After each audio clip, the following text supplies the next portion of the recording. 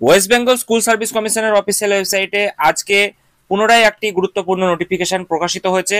বিশেষ করে যারা ফর্ম ফিল আপের জন্য অনেকেই দাবি করছিল যে আরও কয়েকটা দিন বৃদ্ধি করতে হবে, তো সেই ফর্ম ফিল আপের সময়সীমা সেটা কিন্তু বাড়ানো নিয়ে গুরুত্বপূর্ণ নোটিশ প্রকাশিত হয়েছে। পাশাপাশি এডিট অপশন, অনেকে একাডেমিকে ভুল করেছে, অনেকে ফটো সিগনেচারে ভুল করেছে, বিএড এ ভুল করেছে, অনেকে একাধিক তথ্য ইনপুট করতে ভুল করেছে। তো সেই সংক্রান্ত আজকে কি আপডেট আছে আমরা এই ভিডিওতে চলুন জানার চেষ্টা করব। পাশাপাশি আরো গুরুত্বপূর্ণ তথ্যগুলো কি রয়েছে চলুন জেনে নিই। তার আগে আপনাদের সঙ্গে অনুরোধ, ভিডিওটি ভালো লাগলে অবশ্যই একটি লাইক করে দিতে ভুলবেন না। তার আগে বলি বন্ধুরা, আপনারা যারা আমাদের চ্যানেলের সাথে যুক্ত আছেন তারা জানেনই এই চ্যানেলের প্রত্যেকটা ভিডিও কিন্তু দরকারি, তাই কেউ এখনো যদি আমাদের চ্যানেলটা সাবস্ক্রাইব করে না থাকেন তাহলে অবশ্যই আমাদের চ্যানেলটা সাবস্ক্রাইব করতে ভুলবেন না এবং পাশে থাকা বেল আইকনটি ক্লিক করে দেবেন যাতে নতুন আপডেট আসলে আপনার ফোনে পৌঁছে দিতে পারে। আমরা এই চ্যানেলে কিন্তু প্রত্যেকদিন নতুন নতুন লেটেস্ট আপডেট নিয়ে আসছি সরকারি এবং চাকরি রিলেটেড, তো তার জন্য অবশ্যই আমাদের চ্যানেলটা সাবস্ক্রাইব করে দেবেন এবং পাশে থাকা বেল আইকনটি ক্লিক করে অল নোটিফিকেশন করে দেবেন। তো বন্ধুরা, West Bengal central school service কমিশনের অফিসিয়াল ওয়েবসাইটে আমরা দেখতে পাচ্ছি নোটিশ একটা প্রকাশিত হয়েছে। গতকালকে আমরা ভিডিও করে আপনাদেরকে জানিয়েছিলাম যে ফর্ম ফিল আপের যে সময়সীমা সেটা বৃদ্ধি হওয়ার একটা খবর কিন্তু পাওয়া গিয়েছে। তার পরেই আমরা দেখতে পাচ্ছি যে সেই নোটিফিকেশন প্রকাশিত হয়েছে। যেটা বলা হয়েছিল আগে যে 14ই জুলাই কিন্তু শেষ হয়ে যাবে ফর্ম ফিল আপের সময়সীমা, সেটাকে এক্সটেনশন করে দেওয়ার একটা নোটিশ কিন্তু আমরা দেখতে পাচ্ছি ওয়েবসাইটে। তো এখানে দেখতে পাচ্ছি মেমো নাম্বার এবং ডেট উল্লেখ করা রয়েছে আজকের, অর্থাৎ 12/7/2025 এবং তার পাশাপাশি এখানে মেনশন রয়েছে যে extension of last date for applying for the post of assistant teacher in second SLST 2025। এখানে বলা হয়েছে যে it has been observe that some candidates have faced some difficulties in accessing our portal for applying for the post of assistant teacher in second SLST 2025 due to technical issue server problem. তো কিছু ক্ষেত্রে আপনারা জানেন যে মাঝে কিছু technical প্রবলেমের জন্য 4-5 দিন ওয়েবসাইট কিন্তু বন্ধ হয়ে গিয়েছিল এবং সেখানে কোনো রকম অ্যাপ্লাই বা কিছু করা হচ্ছিল না, সেটাকে তারা কিন্তু এখানে মেনে নিচ্ছে। এবং তার পাশাপাশি যেটা বলা হচ্ছে, in view of some this is notified that the last date of applying second SLST 2025 second এসএলএসটির জন্য যেটা ফর্ম ফিল আপের যে সময়সীমা সেটা বৃদ্ধি করা হচ্ছে, এক্সটেন্ডেড আপ টু 21/7/2025। অর্থাৎ এখানে আপনারা দেখতেই পাচ্ছেন যে আরও 7টি দিন বৃদ্ধি করা হচ্ছে, অর্থাৎ 21/7/2025 পর্যন্ত আপনারা কিন্তু ফর্ম ফিল আপ করতে পারবেন।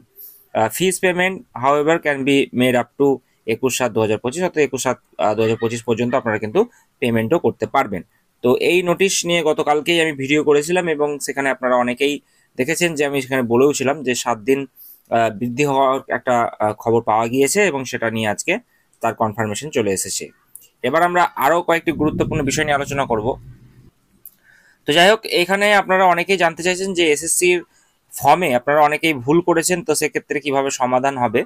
তো এসএসসি যে ফর্ম রয়েছে সেই ফর্মে অনেকেই আপনারা ভুলভ্রান্তি করে ফেলেছেন। পশ্চিমবঙ্গ স্কুল সার্ভিস কমিশনের পরিচালিত এসএলএসটি ফর্ম ফিল আপ নিয়ে পরীক্ষার্থীদের মধ্যে অনেক সময় বিভ্রান্তি দেখা যাচ্ছে, বিশেষ করে ছবি আপলোড, স্বাক্ষর, নাম, একাডেমিক নম্বর বা রেজিস্ট্রেশন আইডি সংক্রান্ত ছোটখাটো ভুল থেকেই কিন্তু তৈরি হচ্ছে সমস্যা।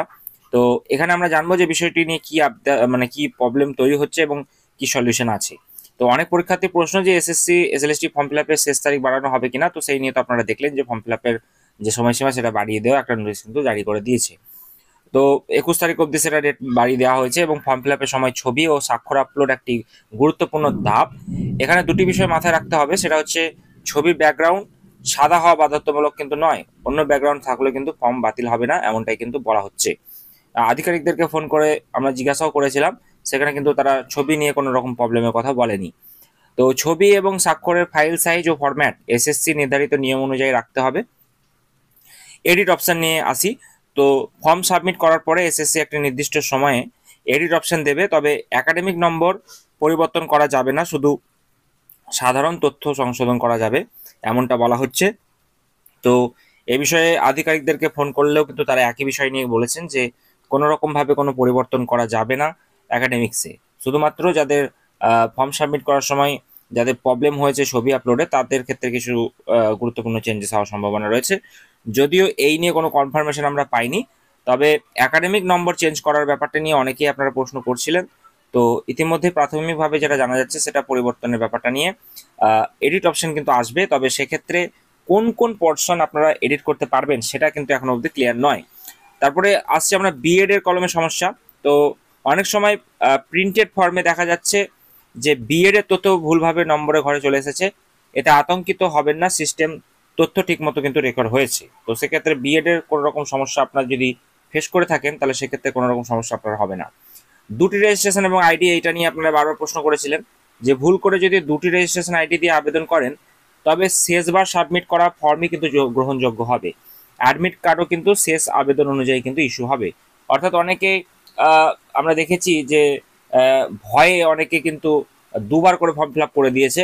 তো সেক্ষেত্রে ছবি আপলোড জনিত সমস্যার কারণে অনেকে আছে। তো সেক্ষেত্রে তাদের জন্য একটা জিনিস যেটা বলা হচ্ছে, সেটা রেজিস্ট্রেশন আইডি দিয়ে আপনি যেটা লাস্টবারের সময় ফর্ম ফিল আপ করেছেন সেটাই কিন্তু আপনার গ্রহণযোগ্য হবে, অ্যাডমিট কার্ডও শেষ আবেদন অনুযায়ী ইস্যু হবে। তারপরে চলে আসি আমরা গ্রেড পয়েন্ট বা সিজিপিএ নাম্বার মার্কসের ব্যাপারটা নিয়ে। তো যাদের মার্কশিটে গ্রেড পয়েন্ট বা সিজিপিএ হয়েছে তারা টোটাল মার্কসে 10 এবং অবটেন মার্কসে সিজিপিএ উল্লেখ করতে পারেন। ভেরিফিকেশনের সময় সিজিপিএ থেকে শতাংশে রূপান্তরের নিয়ম কিন্তু দেখে নিতে হবে।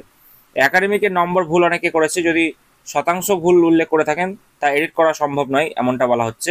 এক্ষেত্রে নতুন মোবাইল নম্বর ও ইমেল আইডি দিয়ে আবার আবেদন করতে হবে। তো নির্দেশনার যে ভাষা সেক্ষেত্রে অনেকে ভুল করেছে।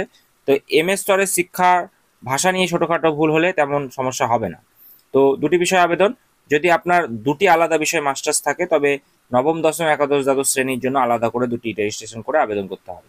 তো সেই জন্য আপনারা অনেকেই প্রশ্ন করে থাকেন যে মাস্টার্সে আমার জিওগ্রাফি আছে, এডুকেশন আছে, তো সেক্ষেত্রে আলাদা করে আপনাকে ফর্ম ফিল আপ করতে হবে। তারপরে দেখুন যে SSC SLST form fill up সংক্রান্ত যে কোনো নতুন আপডেটের জন্য আপনাদেরকে অফিসিয়াল ওয়েবসাইটে নজর রাখতে হবে, কারণ আমরা দেখলাম যে আজকে এক্সটেনশন, যে ডেট এক্সটেনশন নিয়ে সেটা নোটিশ কিন্তু দিয়েছে।